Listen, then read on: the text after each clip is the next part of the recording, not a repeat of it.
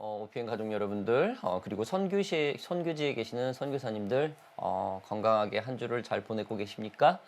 한 주 만에 이렇게 다시 뵈니 너무나 반갑습니다.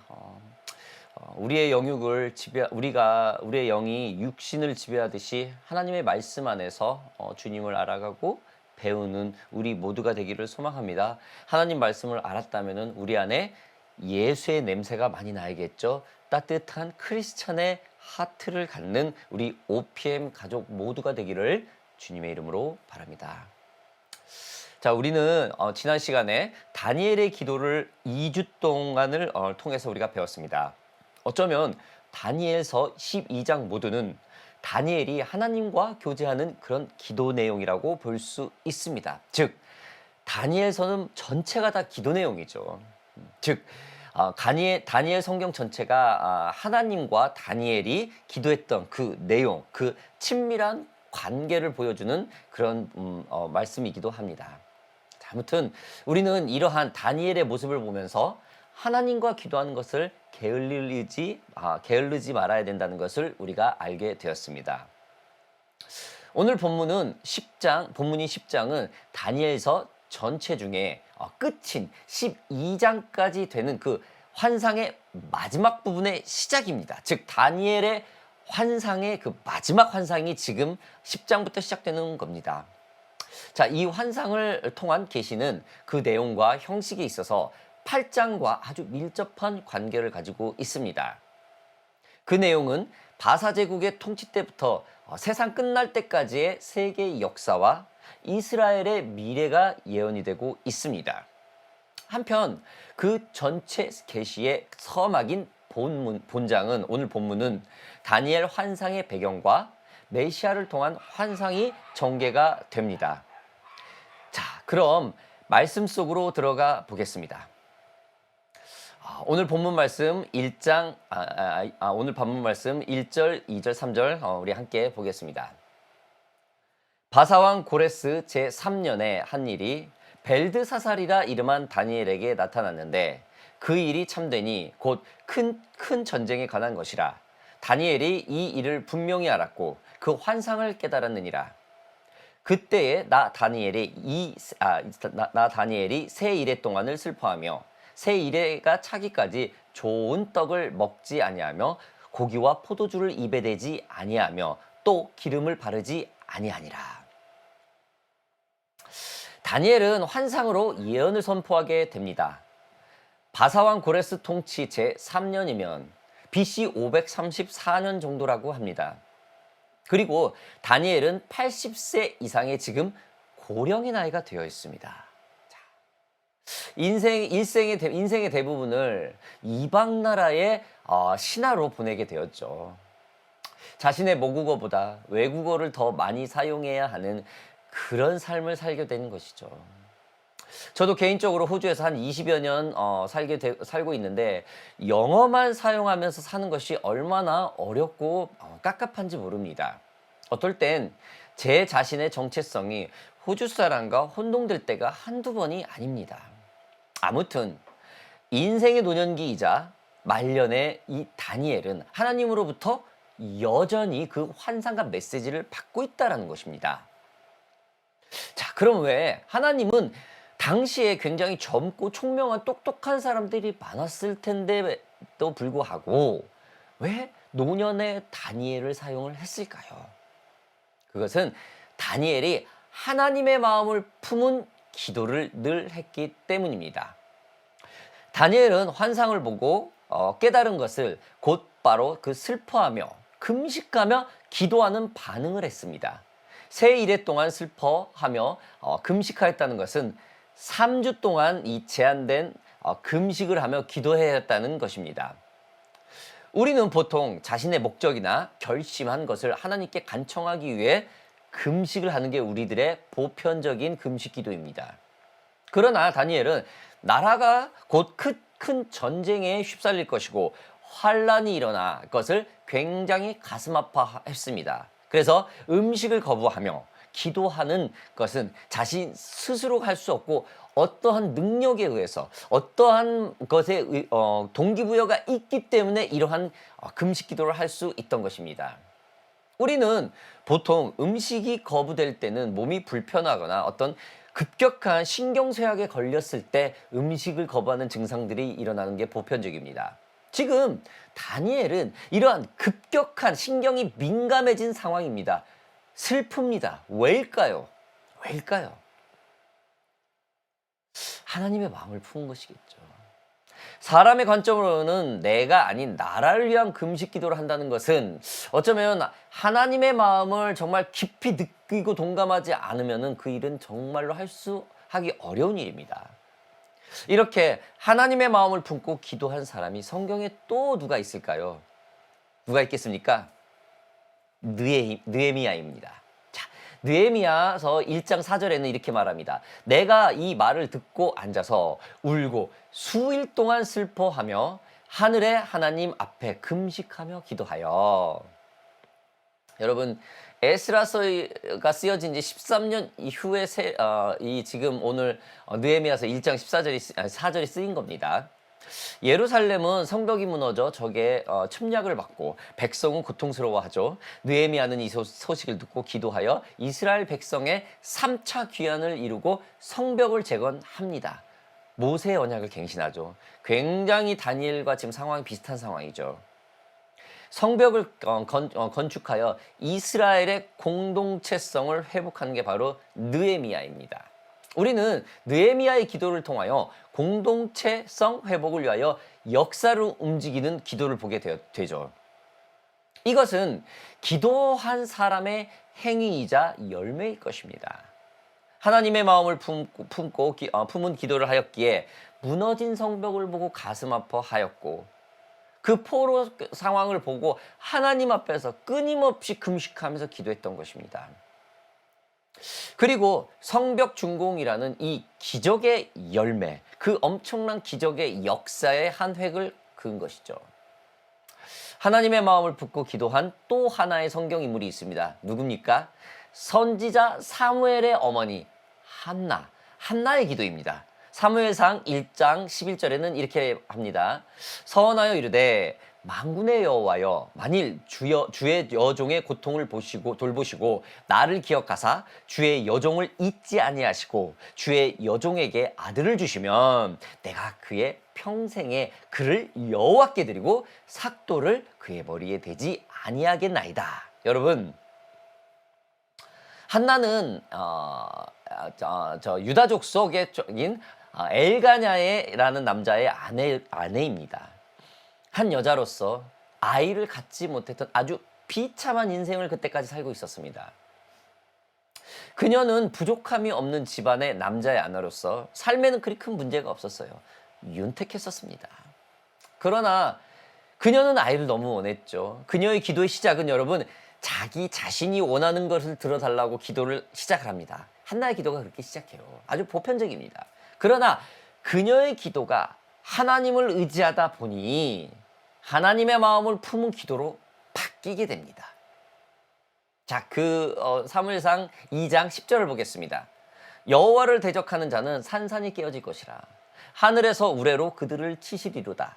여호와께서 땅끝까지 심판을 내리시고 자기 왕에게 힘을 주시며 자기의 기름 부음을 받은 자의 뿔을 높이시리로다 하니라. 여러분, 한나의 기도의 시작은 처음에는 자신이 원하는 아이를 가지려는 그런 간구의 기도였습니다. 그러나 그 간구의 기도는 온데간데 없고 오직 하나님의 위대함과 왕이심을 찬양함으로 바뀝니다.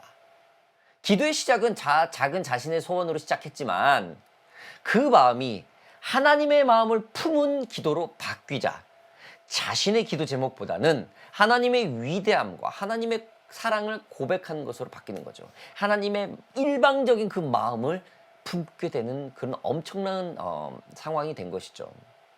여러분, 우리도 하나님의 마음을 품고 기도하면 나의 기도보다는 지금 이 한나의 기도처럼 기도의 사건을 허락한 하나님의 마음을 먼저 품고 기도할 것입니다. 성경에 나오는 기도의 인물들은 지금의 우리와 같은 성정을 같은 동일한 사람들이죠. 즉, 이들이 하나님의 마음을 품고 기도하는 기도가 지금 현재를 살아가는 우리의 기도가 될 수 있다라는 것입니다. 여러분 기억하시기 바랍니다. 자, 두 번째. 그러면은 다니엘은 어떻게 하나님의 마음을 품을 수 있을까? 어떻게? 자, 그러면은 우리는 어떻게 다니엘처럼 하나님의 마음을 품을 수 있을까요? 결단이 필요합니다. 그 첫 번째 우선권입니다. 자, 마태복음 6장 33절에 보면은 그런즉 너희는 먼저 그의 나라와 그의 의를 구하라. 그리하면 이 모든 것을 너희에게 더하시리라. 여러분, 여기서 그의 나라가 하나님의 나라를 말씀하는 것이죠. 우리가 먼저 구할 것은 이 세상에서 먹고 마시고 입는 것을 구하는 것이 아니라 먼저 그 우선권을 하나님의 나라를 구해야 한다는 것입니다. 세상 사람처럼 이 세상의 것들을 위해서 살면 늘 염려하고 걱정할 수밖에 없는 상황들이 자꾸 벌어집니다. 그러나 하나님 나라와 그 의를 구하면 염려가 필요 없죠. 평강이 오게 되죠. 왜냐하면은 하나님의 나라와 의를 먼저 구하면은 우리들의 마음에 하나님 먼저 기쁨을 주세요. 그런 모든 것들을 즉 먹고 살고 입고 사는 우리들의 삶에 필요한 것들을 하나님이 그 다음에 더 주시기 때문에 우리는 먼저 하나님의 우선권을 드려야 될 것입니다. 여러분, 우리는 주일 예배와 주중 모임 그리고 가족 예배에 항상 우리가 예배 곁에 살고 있습니다. 그리고 그렇게 살아야만 합니다. 이것이 주님을 구하는 가장 첫 번째 믿음의 행위의 우선권일 것입니다. 주일 내내 하나님 말씀을 펴고 읽는 환경을 만드는 것이죠. 일주일에 3번 이상을 예배를 다 합치면 여러분 5시간에서 한 6시간 정도 소요가 돼요. 일요일 예배 대략 한 3시간, 주중 모임 1시간 반 정도, 가족 예배 30분에서 1시간, 이거 다 해봤자 5-6시간밖에 되지 않는다는 거죠. 여러분, 우리가 일주일 동안 소셜미디어를 보기 위해 컴퓨터를 하거나 모바일폰을 보는 시간은 얼마입니까? 5-6시간 넘어요. 그보다 활등히 이 지금 말씀 보고 예배하는 것이 우리가 소셜미디어 하는 것보다 더 적습니다. 즉, 낭비하는 시간보다 더 조금 우리가 할애하고 있다는 거예요. 그래도 그것이 바로 우선권의 시작이라는 겁니다. 하나님께 우선권을 드리는 것은 그의 나라와 의를 구하는 것입니다. 먼저 하나님으로 시작을 하는 것이죠. 하나님의 뜻을 구하는 것입니다. 이것이 하나님의 마음을 품을 수 있는 그 첫 번째 그 우선권이라고 말을 할 수가 있습니다. 자, 그러면은 하나님의 마음을 어떻게 품을까? 그 두 번째는 올바른 관계를 해야 된다는 것이죠. 자, 여러분, 관계는 여러분 일방통행이 아니죠. 투웨이, 양방통행입니다. 한쪽의 관계성만으로 온전한 관계가 성립되지 않는다는 것이죠. 이 올바른 관계를 가지려면 상대에 대해 알아야 합니다. 상대와 교제를 해야 합니다. 상대와 대화를 해야 합니다. 그러면 이 관계의 목적과 방법의 지혜가 나오게 됩니다. 상대가 어떠한 어려움이 있는지, 어떠한 슬픔이 있는지, 무엇을 바라고 무엇을 나누고 싶어 하는지 알려면 여러분 서로에 대해서 알아야 합니다. 교제를 해야 된다는 것이죠. 대화를 해야 합니다. 요즘 MZ세대니 꼰대니냐 하는 이렇게 세대 간의 어떤 색깔이 참 분명히 어긋나는 시대에 우리가 살고 있죠. 그래서 서로 존중하는 입장에서 상대에 너무 깊이 교제하는 것을 참 많이 제한을 합니다. 하나님의 말씀을 배우는 교회도 이러한 일들이 비일비재하게 되죠. 하나님의 말씀은 창세 전부터 변함이 없는데 배우는 사람들이 각각 그 환경과 입장 그리고 세대가 있어서 해석이 틀리다라는 거예요. 여러분, 개인의 존중이라는 것은 상대의 의견을 듣고 그 의견을 함께 하거나 잘못된 의견을 서로 수정하고 존중하는 것이죠. 그저 상대에게 상한 소리를 하지 않기 위해 잘못한 일이나 과한 일들에 아무런 반응을 하지 않는다면 이것은 존중이 아니라 무시하는 겁니다. 예를 들어 우리가 질 좋지 않는 친구들은 아예 이렇게 만나지도 않고 상대를 하지 않죠. 연락을 끊죠. 즉 상대를 무시해요. 왜? 좋지 않기 때문에. 별로 그렇게 좋아하는 마음이 없기 때문이죠. 하나님은 우리를 때로는 질책하시고 때로는 우리를 질책하시고 배워서 하나님에 대해서 배워서 세상을 이기게 하려고 혼자 때로는 철저하게 공부를 시키고 연습하게 하고 습득하게 하는 그런 훈련의 시간을 우리들에게 허락합니다. 우리의 꿈을 이뤄주기 위해 어려운 공부를 시키죠. 공부도 하다도 안 했는데 노력도 안 했는데 자고 일어나니까 어느 날 뭐가 다 돼 있어. 이거는 하나님의 공의의 법이 아니죠. 많은 것을 준비시키고 많은 시행착오를 거쳐서 나만의 것으로 주는 그런 하나님의 그 진정으로 나를 존중해 주는 그런 하나님의 관계가 있기 때문이죠. 여러분, 이러한 존중과 순종이 바로 올바른 관계 형성입니다. 하나님의 마음을 품을 수 있는 그 두 번째 올바른 관계가 이런 서로 하나님과의 친밀한 관계가 먼저 돼야 된다는 것이죠. 자, 하나님의 마음을 품을 수 있는 그 세 번째는 뭔가? 실력과 영성을 기른다는 것입니다. 하나님은 우리에게 좋은 영성을 위해서 실력을 갖추길 바라고 있습니다. 실력을 갖춘다는 것은 많은 것에 도전한다는 것이죠. 새로운 환경과 배움을 게으르게 하지 않는다는 것이죠. 대부분 실력 없는 사람들이 환경을 바꾸려고 하지 않아요. 있는 그대로를 1년 전이나 10년 전이나 20년 전이나 그대로 가려고 하죠. 물론 변함없는 신실한 마음의 어떤 그런 중심성은 있어요. 그러나 믿음의 성장이 있고 좋은 환경이 따라올 때 그 성장을 내 스스로 가로막는 것이 배우려고 하지 않는 것입니다. 여러분, 세상은 그렇게 만만치 않습니다. 그러나 참 교회는 좋죠. 교회 사람들은 늘 서로 칭찬을 하고 격려하고 좀 안 좋은 일이 있어도 그냥 좋은 말로 말을 돌려서 참 교회 사람들 참 순해요. 그러나 세상은 어때요? 직장만 당장 나가보면 어떻습니까? 학교만 가도 어떻습니까? 막 거짓과 모함 그리고 불법들이 비일비재해요. 그리고 눈 하나 깜짝하지 않고 그런 일들이 우리 삶에 하루에도 몇 번씩 벌어지고 있어요. 세상의 옳고 그름은 보이는데 그것을 돌파하거나 바로 잡는 것을 어려워하는 사람들이 너무나 많아요. 여러분, 크리스찬이 세상을 이길 수 있는 방법은 그들보다 더 많은 실력을 갖춰야 된다는 것입니다. 실력이 있다고 나의 부와 명성에만 집중하는 것이 아니라 즉 프로 정신을 갖는다라는 것이죠. 하나님 내게 주신 일에 최선을 다하고 정말로 열정을 다해서 게을르지 않고 거짓을 하지 않고 최선을 다하고 정직하게 한다는 거죠. 여러분, 프로페셔널하게 한다는 것이 실력을 갖춘다는 것입니다. 도전하는 것에 두려움이 없어야죠. 어떠한 일이 있을 때 그래 한번 해보자 할 수 있어. 왜? 희망이 있기 때문에. 확신이 있을 때 절대 망설이지 않습니다. 성경 공부도 마찬가지입니다.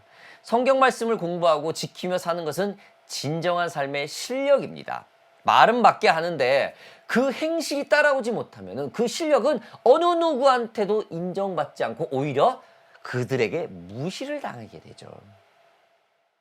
내가 온전한 말씀을 공부하면서 최선을 다해 그 말씀에 대해 살려고 노력하는 사람이 진정한 실력자이자 주위 사람들에게 존경과 인정을 받는 사람일 것입니다.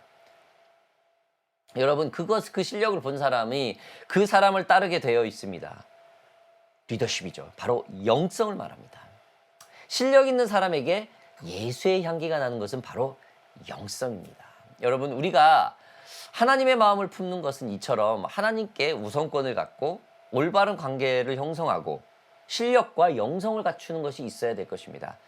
노력해야 됩니다. 거저되는 거 없습니다.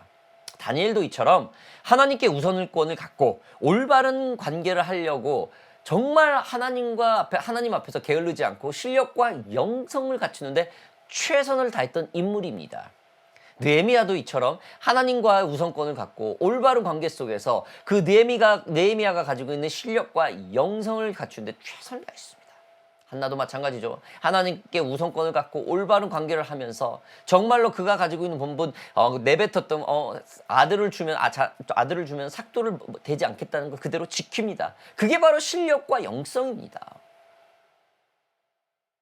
여러분, 성경은 이처럼 하나님의 마음을 품고 기도했던 다니엘과 그 외 사람들에게 무엇을 보여줍니까? 그 사람 최선을 다해 하나님의 마음을 품었다는 것을 우리들에게 보여줍니다.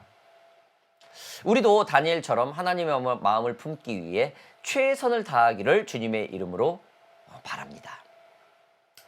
자, 말씀 마지막 부분을 좀 보겠습니다. 자, 4절부터 9절까지 제가 읽어보겠습니다. 첫째 달 24일에 내가 히데겔이라 하는 큰 강가에 있었는데 그때 내가 눈을 들어 바라본 즉 한 사람이 세마포 옷을 입었고 허리에는 우바스 순금띠를 띠었더라. 또 그의 몸은 황옥 같고 그의 얼굴은 번갯빛 같고 그의 눈은 횃불 같고 그의 팔과 발은 빛난 놋과 같고 그의 말소리는 무리의 소리와 같더라. 이 환상을 나 다니엘이 홀로 보았고 나와 함께 한 사람들은 이 환상은 보지 못하였어도 그들이 크게 떨며 도망하여 숨었느니라. 그러므로 나만 홀로 있어서 이 큰 환상을 볼 때에 내 몸에 힘이 빠졌고 나의 아름다운 빛이 변하여 썩은 듯 하였고 나의 힘이 다 없어졌으나 내가 그의 음성을 들었는데 그의 음성을 들을 때에 내가 얼굴을 땅에 대고 깊이 잠들었느니라. 여러분, 다니엘이 이상을 본 히데겔 강가에는 다니엘 혼자만 있던 게 아니에요. 여러 사람이 있었습니다. 세마포 옷을 입고 띠 그리고 몸에 보석과 번갯빛 같이 빛나고 소리 있는 말처럼 힘차고 우렁찬 그런 이상, 그런 환상을 보고 있는데 심장이 뛸 것 같은 하나님이 보여주신 메시지를 듣고 있는데 다른 사람은 전혀 듣지 못하고 있어요. 그리고 이들은 이 이상을 그 환상을 보고 있는 다니엘의 모습을 보고 도망쳐 숨어버리죠. 참 우리는 이 모습에서 참 많은 교훈을 얻죠. 참 여러분 주위에 다니엘처럼 하나님의 마음을 품은 자가 있다면 여러분 그 사람을 보고 배우세요. 도전을 받아야 됩니다. 그런 사람과 가까이 지내세요. 그런 사람들과 대화 많이 하세요. 여러분 도대체 이 본문에 나왔던 이 사람들은 뭐가 그리도 무서운지 자신들이 이상을 본 것도 아닌데 왜 옆에서 하나님의 음성을 듣고 있는 다니엘을 보면서 크게 떨며 도망할까요? 그리고 다시는 자신들을 찾지 못하도록 숨어버렸을까요? 왜일까요? 참 말씀 안 해도 알겠죠, 여러분. 우리도 주변에 이런 사람들을 이렇게 다니엘처럼 영성이 좋은 사람들을 우리가 때때로 보곤 합니다. 기도하는 사람이 그 삶에서 다니엘처럼 역사하고 영육의 모든 일들에 존경을 받는 것을 보면서도 그들을 닮으려고 아주 배우려 하지 않아요. 즉 그들에게 노크를 하지 않는다라는 겁니다. 왜냐하면 고생스러워 보이니까. 저 사람 잠도 못 자고 맨날 새벽부터 저렇게 기도하냐. 저 목사님은 그냥 저런 수모를 당하면서도 뭐가 좋다고 저렇게 말씀을 끝까지 붙이고 아이고 저 장로님은 싫어도 싫다는 소리도 못하고 저게 뭐하는 짓이냐. 자기 일해서 번 돈은 교회다 딱 이렇게 헌금하면서 저게 뭐 그게 싫은 거예요. 그게 진짜 영성인데 하나님의 마음을 품은 그 중심이 영성인데 그리고 실천을 하는 게 영성인데 옆에 있는 사람들은 그렇게 하지 않는다. 하나님의 사모함이 능력과 내게 주시는 어떤 윤택감만을 추구하다 보니까 그런 능력 있는 사람들을 보면 도망가고 숨는 겁니다. 그저 자신의 편하고 이미 익숙해져 있는 것만으로 만족하고 더 이상 기경을 넓히려 하지 않는 크리스찬들이 너무나 많죠. 히데겔 강가에 많은 사람들이 있었는데 오직 하나님의 마음을 품은 다니엘만이 유일하게 하나님의 예언의 환상을 봅니다. 히데겔 강가에 많은 사람들이 있었는데 오직 하나님의 마음을 품은 다니엘만이 주님의 음성을 들어요. 사랑하는 오션파크 미니스트리 여러분, 하나님의 마음을 품은 사람과 늘 함께 하세요. 도망가지 마세요. 두려워하지 마세요. 그렇습니다, 여러분. 이러한 것은 하나님의 나라를 위한 선교를 하는 우리들에게 정말로 많은 도전을 주게 되죠. 하나님의 마음을 품지 않고 산다면 하나님의 복음에 대해서 선교대에 말씀할 때 그의 음성을 듣지 못하고 도망하여 숨어버릴 수가 있다는 거죠. 즉 비전을 받고 부르심을 받았는데 그 길을 잃어버린다는 것이죠. 뚜렷하게 가야 돼요. 여러분 저희 오션파크 미니스트리 이거는 한 13, 14년 전에 받은 거예요. 저 여담으로 얘기하자 보면은. 그때 받은 음성 지금까지도 가요. 뭐 그 이름이 뭐 조금 저는 개인적으로 조금 마음에 들지 않는 그런 부분도 있었지만은 하나님께서 정확히 주셨기 때문에 그 음성을 듣고 지금까지 온 겁니다. 그리고 오션 파크라는 이 이름으로 여러분들과 이렇게 함께 예배하고 있는 것입니다. 앞으로도 하나님께서 이 오션 파크 미니스트리를 계속해서 이끌어 가실 줄 믿습니다. 사랑하는 오션 파크 미니스트리 여러분들, 우리는 오늘 하나님의 마음을 품어야 한다는 것을 배웠습니다. 그래서 하나님을 찾는 첫 번째 우선권이 있어야 되고 하나님과 올바른 관계가 있어야 됩니다. 하나님의 나라를 확장하기 위해서 여러분 그 실력과 영성을 갖춰야 된다는 것을 우리는 함께 배웠습니다. 다니엘은 지금 그의 삶의 마지막에 하나님의 그 메시지를 듣고 있죠. 인생의 마지막에 하나님의 음성일 수 있어요. 그의 기력은 거의 다가는 말년의 모세와도 같습니다. 그러나 그의 영성은 모세처럼 투명했고 아주 철저했었죠. 그래서 여전히 하나님의 마음을 품고 금식하며 기도하고 있는 것입니다. 우리는 이러한 그의 열정과 마음을 본받아야 될 것입니다. 우리 모두 다니엘처럼 하나님의 마음을 품고 기도하는 영성과 실력을 갖춘 저와 여러분들이 되기를 주님의 이름으로 바랍니다. 기도하겠습니다. 살아계신 아버지 하나님 감사합니다. 오늘 하나님의 마음을 품고 기도하는 다니엘의 모습을 보았습니다. 그렇습니다. 하나님의 마음을 품기 위해서 하나님과 올바른 관계를 해야 되고 하나님과의 최우선권을 드리고 무엇보다도 최선을 세상을 점령하기 위해서 실력과 영성을 갖춘다는 그 사실을 우리가 배웠습니다. 그것이 하나님의 마음을 품을 수 있는 길이고 그 하나님의 마음을 품어야 그것들이 가능하다는 것을 우리가 또 배웠습니다. 오늘 다니엘처럼 아버지 하나님 그렇습니다. 노령의 나이에도 금식을 하면서 기도하는 그 모습을 보면서 이것은 하나님의 마음을 품지 않으면 이러한 기도는 할 수 없다는 사실을 우리가 배웠습니다. 우리가 우리의 의지로 기도할 수 있는 것이 얼만큼 있겠습니까? 주님의 마음을 저희들에게 부어 주시옵소서. 그리하여서 주님의 마음을 품고 끊임없이 주님께서 향하신 그 시선 가운데 내가 바라볼 수 있는 그런 기도하는 저희들이 될 수 있도록 주님 함께하여 주시옵소서. 우리 한 가지 더 기도합시다. 우리 선교지를 위해서 기도합시다. 선교사님들 위해서 기도합시다. 터키와 파라과이 선교사님들 위해서 기도합니다. 그리고 여러분들 각자 기도하고 있는 개인적인 컨택을 하고 있는 선교사님들이나 주의 종들 위해서 좀 기도합시다. 함께 마지막으로 통성으로 기도하겠습니다. 살아계신 아버지 하나님 감사합니다. 파라과이에 있는 우리 선교사님들을 기억하여 주시옵소서.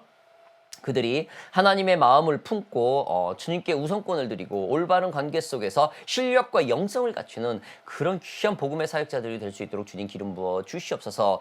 터키에 계시는 우리 한 선교사님 선교사님을 기억하시고 그들에게도 하나님의 마음을 품고 그 영적 불모지 땅에서 정말 주님의 그 최우선권을 드리고 올바른 관계를 하고 신령과 영성을 갖추는 정말 건강한 다니엘과 같은 그런 파워풀한 영성을 가진 기도의 용사들이 될 수 있는 선교사님이 되게 하여 주시옵소서. 아버지 하나님 우리 선교사님들 머리끝부터 발끝까지 오늘 이 시간을 다시 한번 천군 천사로 써 주시었고 하나님의 음성을 들을 수 있는 귀한 그 길을 늘 인도하여 주시옵소서. 오늘도 그들에게 찾아가 천군 천사로 에워싸 주시고 천군 전신 갑주를 입혀 주셔서 어떠한 상황 가운데서도 두려워하지 않고 주님 앞에서 엎드릴 수 있고 주님과의 우선권을 드리고 올바른 관계 속에서 실력과 영성이 성숙해지는 그런 선교사님이 되게 하여 주시옵소서. 감사드리며 예수 그리스도의 이름으로 기도하였습니다. 아멘.